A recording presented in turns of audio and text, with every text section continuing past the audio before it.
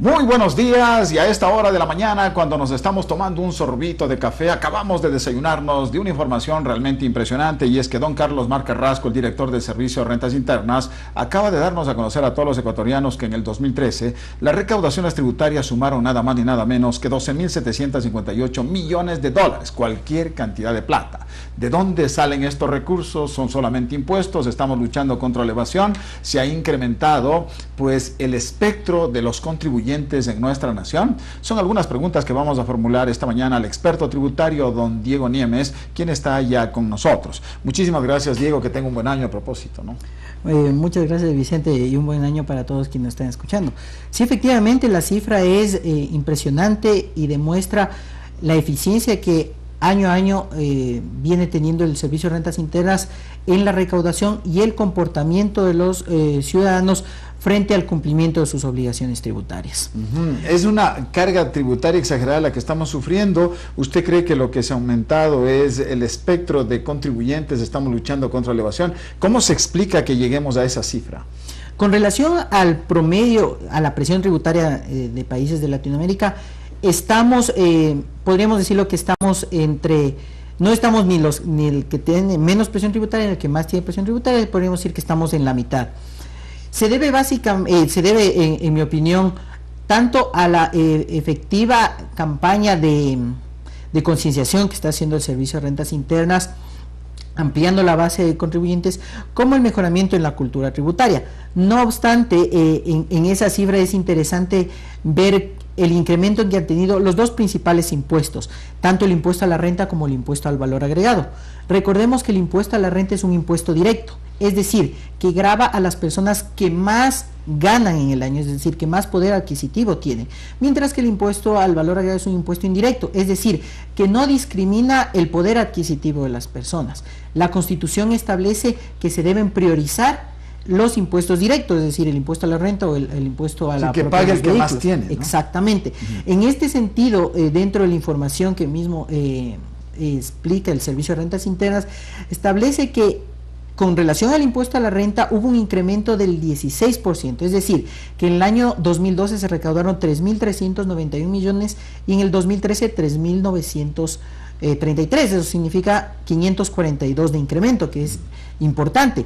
Pero si vamos a ver en el IVA, vemos que el incremento en cambio ha sido del 19%, pasó de 3.455 a 4.096, 641 millones, lo que significa que todavía se está, el incremento de las recaudaciones todavía se está orientando a los impuestos indirectos, como los impuestos al valor agregado, lo que en cierta medida causa una cierta inequidad frente al ciudadano. Se podría hablar de un nivel de injusticia tributaria, ¿no? Porque han crecido más los impuestos indirectos, dice usted, que pagamos todo el mundo, es decir, el que gana $340 y el que gana 10.000, 15.000 dólares paga por igual y no podemos escaparnos. Entonces usted dice que deberíamos aplicar esto que consagra la Constitución, de más bien propender ir al impuesto directo y no a los indirectos, pero por ahora están golpeados los bolsillos de los ecuatorianos.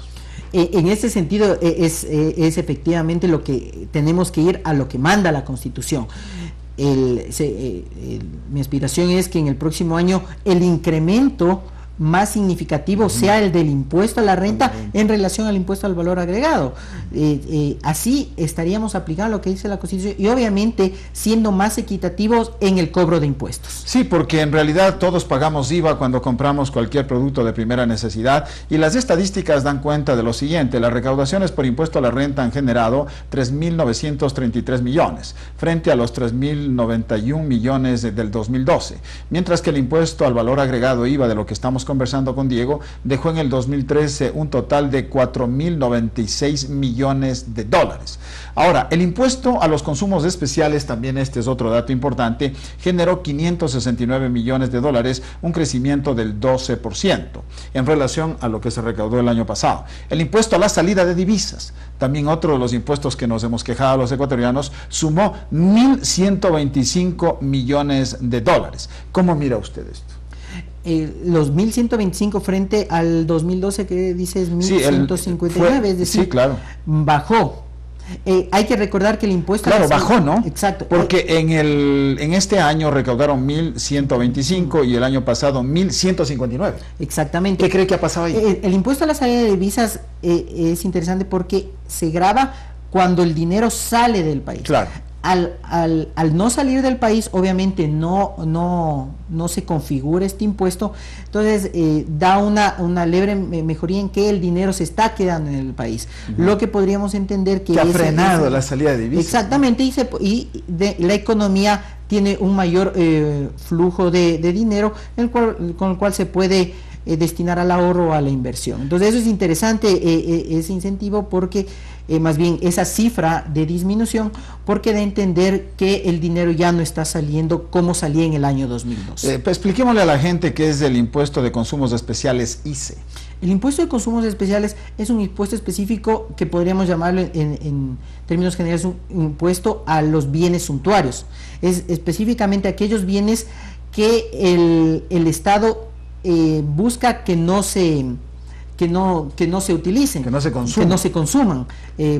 Por ejemplo, ahí está el cigarrillo, los licores, ¿no? O aquellos bienes que no están al alcance de todos los ciudadanos y que lo pueden pagar aquellos ciudadanos que tienen un mayor nivel o un mayor poder adquisitivo. Ahí están los vehículos, ahí está ¿cómo es el TV cable, la telefonía? Pues aquellos artículos de lujo, ¿no? Exactamente. Pues las perspectivas, escuchen bien esta mañana, mis queridas amigos y amigos, de Carlos Mar Carrasco para el 2014. Él señala que la meta de recaudación para el próximo año es 13.965 millones. Ya les hemos dicho que este año el Servicio de Rentas Internas ha recaudado 12.758 millones de dólares. Es decir, don Carlos Mar pretende aproximadamente incrementar la recaudación tributaria para el próximo año en alrededor de casi 500 millones de dólares. ¿De dónde va a salir eso? ¿Usted cree que van a crearnos más impuestos? Entiendo que la economía no está para que se creen más impuestos. El bolsillo de los ecuatorianos. Exactamente. Entonces, lo que sí entiendo que se va a mejorar la gestión en la recaudación. Y ahí lo que me gustaría que el crecimiento de alrededor de estos 500 millones que se ha propuesto comúnmente el Servicio de Rentas Internas sea en su mayor porcentaje en impuestos directos. Lo que usted decía, ¿no? Es decir, en el impuesto a la renta. En el impuesto a la renta. Que el que más dinero tiene pague más. También queremos aprovechar esta mañana su presencia aquí, mi querido Diego, para que nos dé información respecto de lo que significa la proyección de gastos personales. Ya por estas fechas los ecuatorianos nos vemos abocados a hacer esta proyección de gastos personales. ¿Pero qué significa esto? La proyección de gastos personales dentro de la normativa tributaria ecuatoriana vigente establece que todas las personas tienen la posibilidad de descontarse aquellos gastos que no forman parte del giro del negocio o que no tienen relación con la generación del ingreso. En el caso, por ejemplo, de personas en relación de dependencia, la única deducción que tienen es el porcentaje que aportan en el IES, pero ya la norma establece que pueden ellos deducirse estos rubros por concepto de gastos personales, para lo cual lo que se necesita es informar al empleador a través de una proyección cuáles son aquellos gastos que va a incurrir en el año por concepto de este tipo de rubros de salud, vestimenta, educación y vivienda en el año 2014, de tal forma que el empleador lo que haga es descontar o restar del total de sus ingresos esos valores y ajustar el valor de impuesto a la renta que va a pagar al final del año. Es decir, las personas que tienen que hacer esta proyección de gastos personales, de lo que tengo entendido, son aquellos ciudadanos que ganan sobre los $800 mensuales y al año que superan los $10.180. Entonces, ellos tienen que hacer esta proyección de gastos personales. La proyección de gastos personales se aplica para el año 2014. Ya. En este caso ya se ha modificado la tabla y es aquellos personas que ganan más de 10.410. Ya. Si ganan más de 10.410, tienen que hacer la proyección. Pueden hacer. ¿Y mensualmente cuánto tienen que ganar? Bueno, estamos 10.410 para 12, más o menos un poco más de $800. Un poquito más, ¿no? Sí, un poquito más de $800. Ya, y la que la gente no entiende en un momento determinado es, ¿para qué hago mi proyección de gastos personales? ¿En qué me beneficio? El beneficio de hacer la proyección de gastos personales es en el reducir la carga tributaria. Por ejemplo, supongamos que yo gano $15.000 en el año. y yo tengo que pagar para hacer términos simplemente didácticos. Si yo gané 15,000, yo tengo que pagar por impuesto a la renta $100, simplemente para efectos didácticos. Si yo hago uso de gastos personales en un monto de unos $3,000, 15,000 menos 3,000, mi base imponible es de 12,000, es decir, mi impuesto a la renta va a ser menor a los 15,000 que tenía. En consecuencia, yo me he ahorrado, producto de haber utilizado estos gastos personales, de haber hecho la proyección, me he ahorrado un rubro de impuestos que lo puedo destinar para cualquier otro tipo de actividad. La información que queremos darles a conocer en cuanto a los gastos personales deducibles es el siguiente. No sé si esto ha variado para el 2014, pero en el 2013 por vivienda era $3,308, por educación $3,308 también, alimentación igualmente esa cifra, $3,308, vestimenta igualmente $3,308. Por salud, usted puede deducirse, es decir, puede recuperar esos fondos que usted ha gastado por $13,234. ¿Ha variado esto? Sí, al variar la base imponible, la fracción básica grabada con tarifa cero, hasta el 2013 la fracción básica era 10,180. En el 2014 sube a 10,410. Es decir, que al subir esa base como el salario básico, claro, sube el salario básico, suben las multas, ¿no? Exacto, sube 340, $22 de incremento, entonces también suben las multas. También suben las multas. Entonces es parecido al subir la base imponible de 10,410, también sube el monto por el cual yo me puedo deducir. Y en este caso, por salud, ya puedo tomarme 13,533 en este año. Y por concepto, casi $300 más, ¿no? Sí. Y por concepto de los otros rubros de alimentación, vestimenta, vivienda y educación, 3,383,25. Esa es la cifra nueva. En todo caso, esos son los topes máximos. Hay que tomar en cuenta que el máximo que yo me puedo tomar es de 13,533 en general.